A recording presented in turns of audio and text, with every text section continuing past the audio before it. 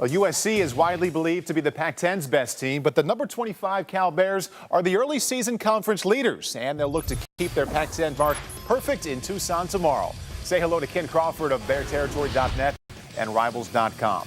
Now, Nate Longshore gets to start at quarterback. Is this a permanent move, or is it going to be Steve Spurrier-like situation between Longshore and Riley?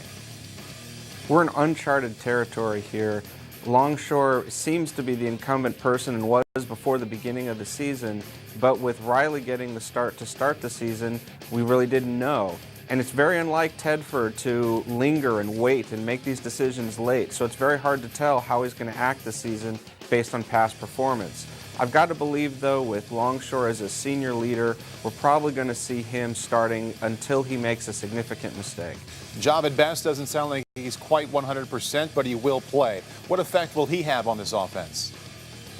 He'll have a big impact around the edges. Vereen did a great job between the tackles in previous games, but I think that where Best really can hurt the defense is around the edges with his really great speed, particularly when he gets out in the open field. And so I expect to see a lot more running around the outsides to couple that inside game that's been going really well for the Bears. Ken, we're going to talk about the defense specifically against Willie Tuitama here a little bit later in the show, but right now I want to hear about how the switch to the 3-4 has gone in Berkeley.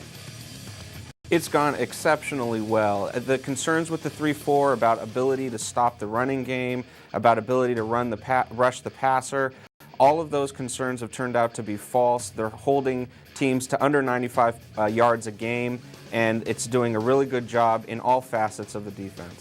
Ken, Blair, and Terry, we'll see all three of you a little bit later in the show. Remember, you can always go to Rivals.com and Scout.com for the latest information on your team.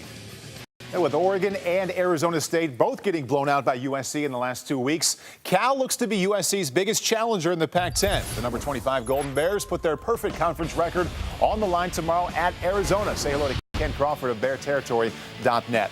Better news to this offense, the fact that Nate Longshore will start at quarterback or job at best back at running back.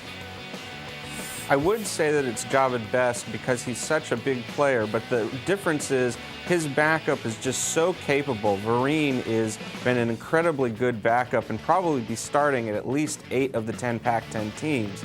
So it's hard to give Best that edge when there's already such a capable replacement. However, Longshore and his experience on the road probably will be a bigger impact for the team, particularly with Riley struggling more than people expected at the beginning of the season. Earlier in the show, Ken, you talked about how well the switch to the 3-4 defense has been going in Berkeley. Let's spin that forward. How do you see that defense doing against Willie Tuitama?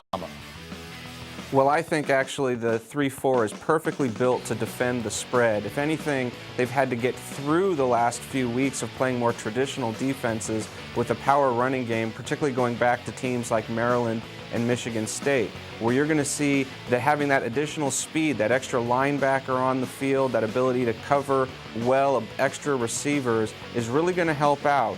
And the fact that they're still able to get a good pass rush and they're still able to defend the run is going to make it very difficult for Arizona to be productive against this defense. Big thanks to Ken, Blair, and Terry. And another reminder to log on to Rivals.com and Scout.com for the latest information on your team.